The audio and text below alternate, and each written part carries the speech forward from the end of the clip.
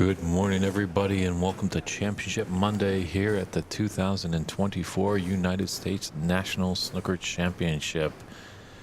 Well, we had 64 competitors, actually 60 competitors, and we've dwindled it down to the final four.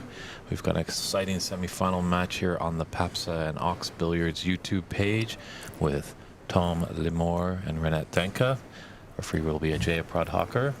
And on our other table, that Rob Richards will be streaming and providing commentary for on the Ontario Snooker tournaments will be the defending champion Darren Taylor taking on Shakib Karim with referee Raymond Fung. So lots of great action here. These are going to be best of 7 matches. Obviously after 4 frames we'll be having a mid-session interval of 10 minutes. We're live here at Embassy Billiards in San Gabriel, California, just outside of LA. If you're in the neighborhood, feel free to come by and say hello. We're going to find out who the national champion is today. I'm David Burney, and that's Christian Youngers. We're going to be with you all day long. We're ready for some exciting snooker action here in Southern California. Yeah, pictures have been taken. Should be a good one. Yeah, any predictions, Christian? I'm really excited about the Tom and Renat match. This is the one that's least predictable to me. In my opinion, I think Darren is the favorite in the match between him and Shakib. Both players a bit more tactical in their own right, but I think Darren probably out-tacticians Shakib, if I had to guess, just based on seeing their play this past weekend. So we got 2 tables here, side-by-side action as well, to check in on what's going on in case we ever need to, as both matches are going to be pretty eventful, I'm sure.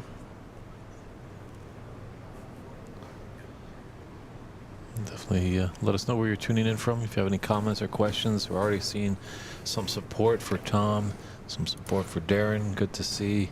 Where's those Renat supporters and Shakib? Let's hear you loud and proud.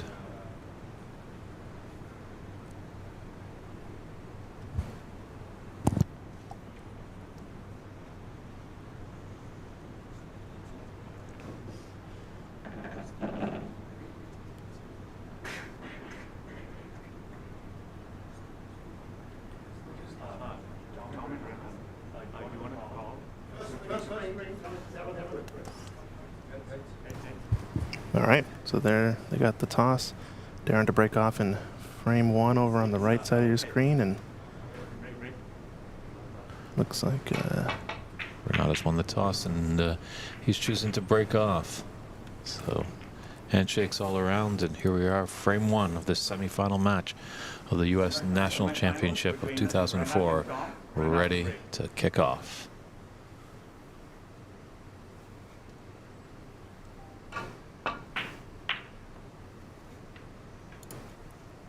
And both these players proficient potters and great tactical players, so who can really capitalize the most on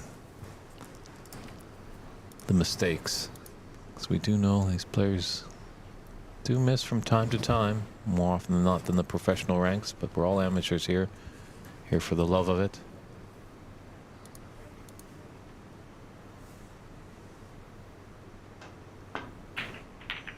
here comes Long Paw Tom once again. It's going to be his nickname in this one. Attempting one there, but always kind of playing it with a bit of an element of safe. Got a little bit fortunate cannon on the black to still get his cue ball above the pink, but does Renat take on the risky shot early on in this match is the question. They're playing a best of 7, right? So they got a little bit more frames to play. Gareth Samuel in the chat is asking about if these tables are heated and are they 1G balls. Unfortunately, these are not heated tables. These are the tried, tested, and true Riley tables, but they are using 1G balls.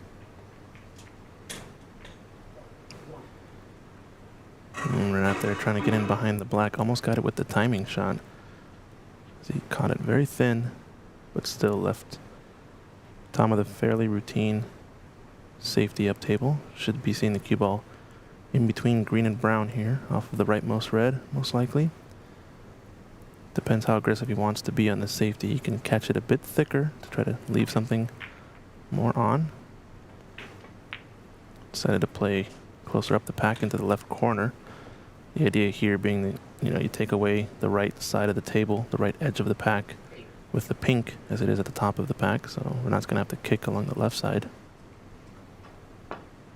Shot much more effective when you have a red along the cushion, since it can be something to be wary of on the escape back into bulk. In this example here, you're not going to want to you're not going to want to nick off the right edge of the pack, since black and red out in the open are going to make it difficult for your cue ball to get back up table.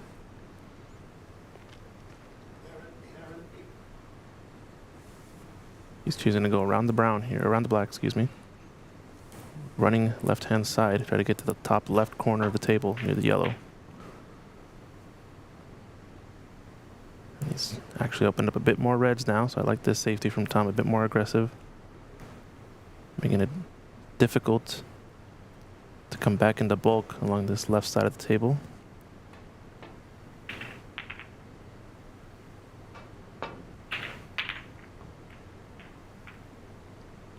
So it's close.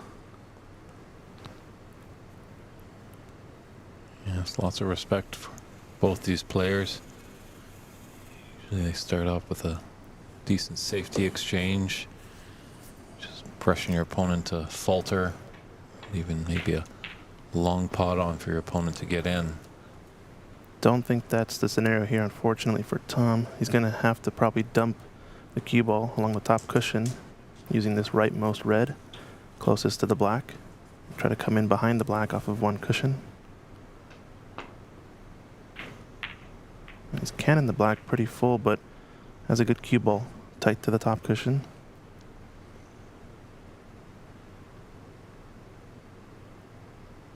No reds up table yet, so still pretty routine to just send the send the cue ball up table into bulk. This looks decent. Does he angle him? Ooh, very close, very close.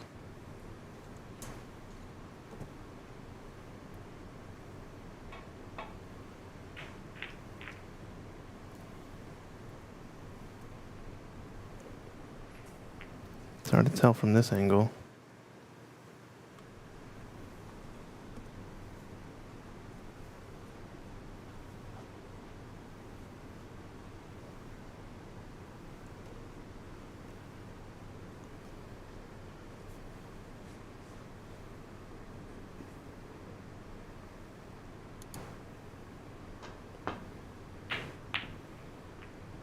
Oh, it's gonna dribble in off of it. Just raises his hand, apologizing for the flukes. They do happen in the game. Pretty fortunate. Both players donning their Johnny Cash look, all in black. That's Tom at the table, part of the Baldo's clan. We're not a full head of hair on his head. That's the one little difference, as their wardrobe is similar.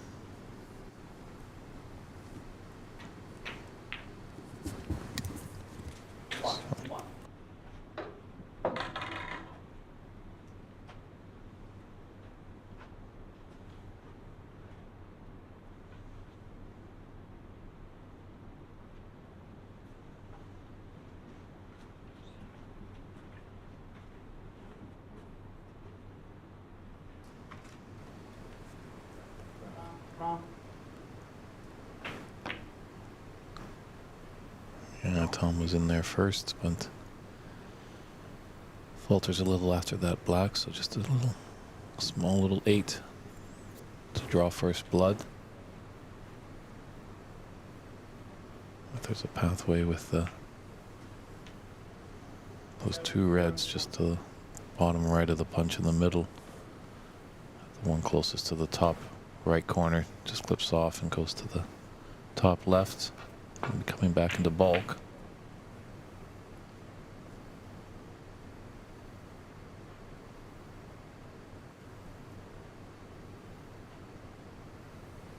So for those viewers at home, it's a little bit confusing, but as we refer to the top cushion, traditionally on the snooker table, the top cushion is the one closest to the black, this short rail along the bottom of your screen.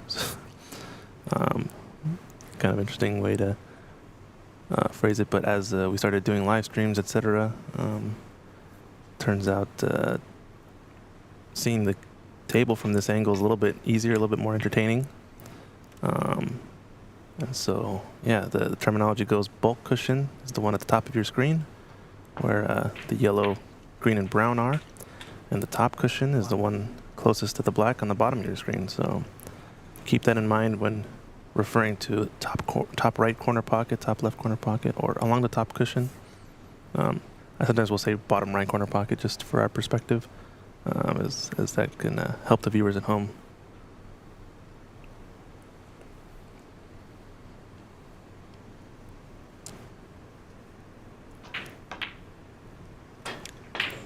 Ooh.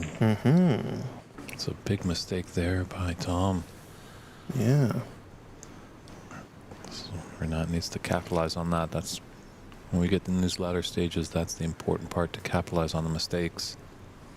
I think the key to this match, I think, in terms of overall perspective, it's gonna be about the early stages of this. Since Renat did have his match go pretty long last night, he had to play till about 11:30 p.m. and into the night, I think. Maybe 12 p.m., something like that. And as a result, definitely did not get as much sleep as Tom Lamore, who finished around 9 p.m. or so. So if Tom can find his form from the match with Andy McCluskey early in this match and sort of get off to the races, I think that he's going to get a big advantage, as Renat is still probably the favorite, being the Embassy Open champion, as well as playing these nationals many times. Past couple of years, I guess.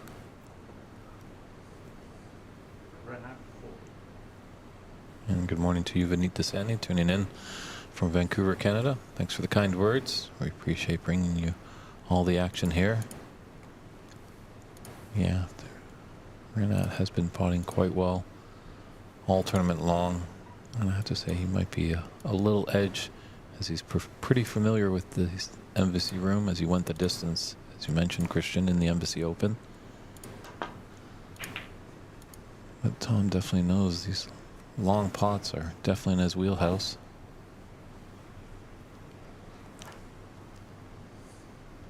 Got an angle on this brown to come back down table.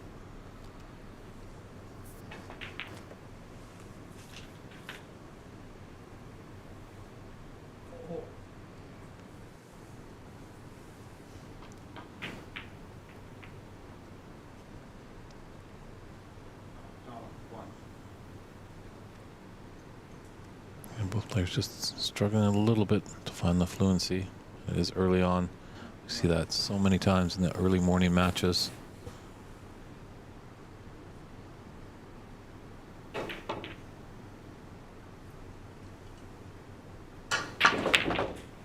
Great shot.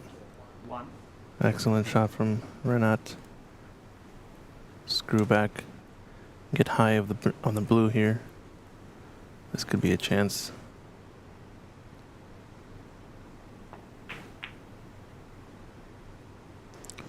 As I say it, falters. Those knowing middle pocket strike again.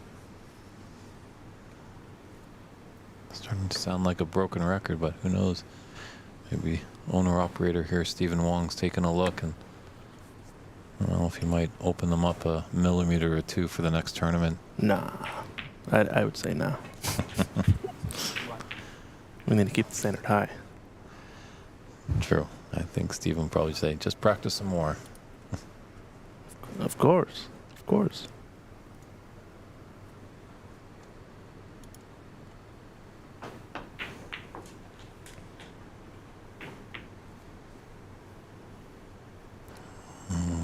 Yellows come out to spoil the fun a little bit.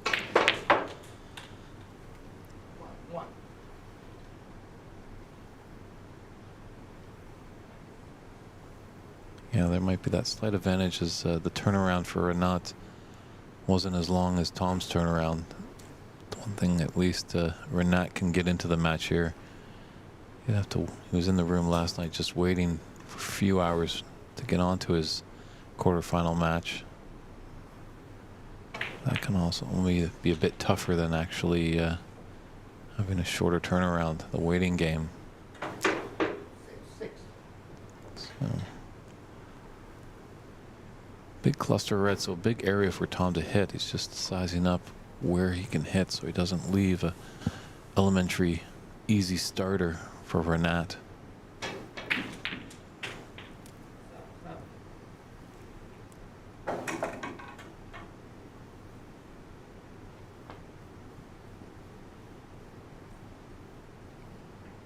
Nice roll up there.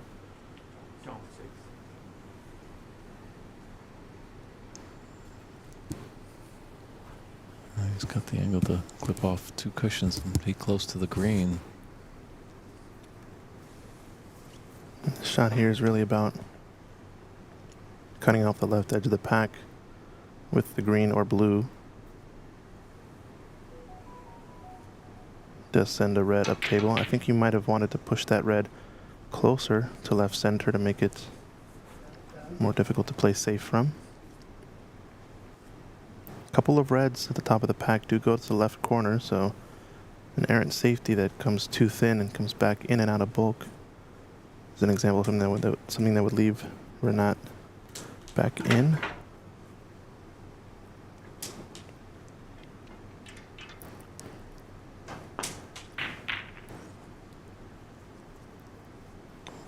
Ooh, he almost fluked that red. Almost another one. Into the top left corner. And he's got the cover with the yellow.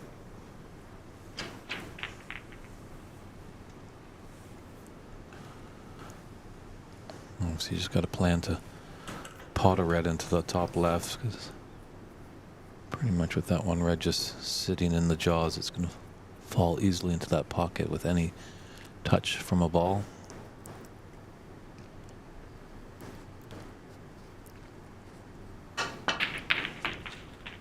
Yeah, good shot. The pink is going to settle.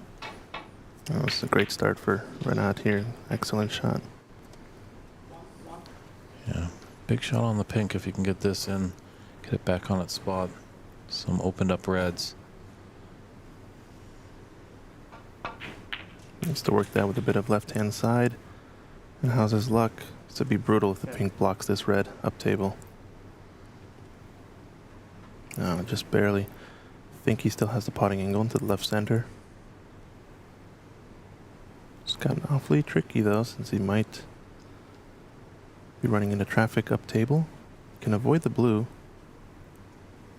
Just gotta be careful with green or yellow. And choosing to play that kind of 2 ways, playing for the brown. Smart shot. There's another look there at that long plant from Renat. Pocketing the ball over the corner pocket and opening up. Shot on the pink. Just that extra nudge on the pink to send it towards the right corner. Excellent.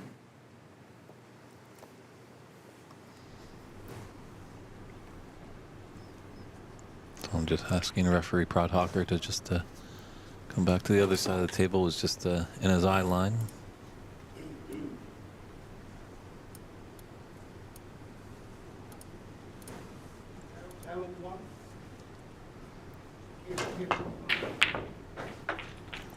Ouch. Tough foul there, but gonna see how relevant it is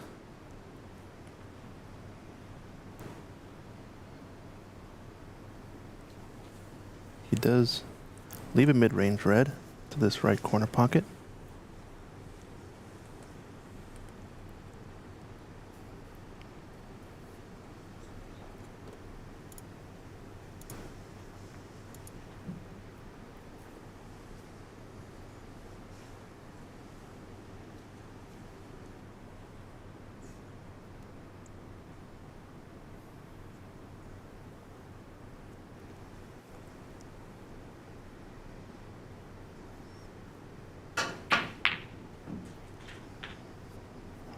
Great shot.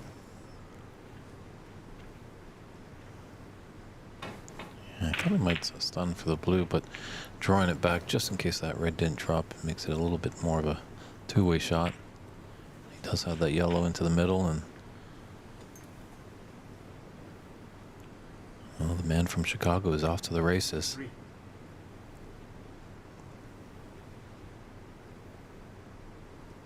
Just gonna have to screw this back once again. For the blue. Really needs to get on to one of these reds left of the pink, or get the black back on the spot. Either way, either shot would get him a nice break opportunity. Needs just to run a bit. It's really nice. Can stun in here easily into the two reds and open them up. Just wants to be wary of the pace. A, to get onto the pink, as well as B, to not send any reds too close to any cushions. Might just cannon the rightmost red. Perfect shot. Yeah, that cannon is going to hold him nicely to be onto the pink to the middle. You can stun into the spot if he wants here too. Make the pink respot on the black. No, going forward. I always think about that shot, trying to get the colored ball I'm on to respot somewhere else. It's kind of fun.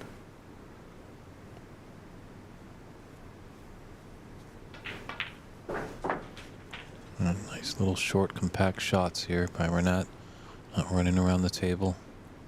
Keeping that cue ball controlled like it's on a string. And these are kind of drills you practice as a snooker player, trying to get on one side or the other for the pink into the middles or corners. So it's so common and so powerful to be able to have these soft little stun shots and get on the correct side of every ball that you're on next.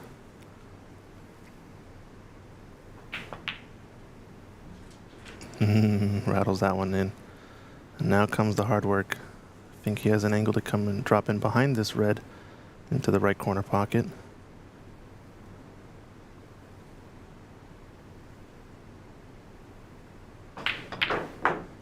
Yeah, needs to work it some more pace, and close. It's questionable now whether he's going to take an offensive shot. It might be end of break. This now has the advantage with the 30 break here. Highest break so far of the match. The table doesn't lie easy, so I wouldn't mind him playing safety here.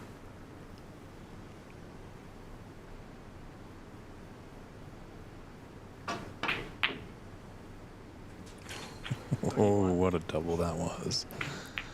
It's not going to drop. Wow. Always difficult to put doubles into those corner pockets. Usually you see players double into the side pockets, but we're not. Just waiting for Darren Taylor to take his shot on the adjacent table. Let's take another look. Zips it in. Heart of the pocket. Actually catches the far jaw just barely. And the cue ball doesn't scratch. An angle to come back down table off this brown.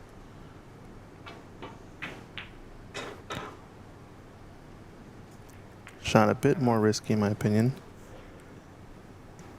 Two reds on, obviously you wanted to get one more down and have first initiative on this last red safety, but Yeah, all the Renat needs is a red and a color to put us into the snooker's required stage. So there's 31 in it and 43 on the table.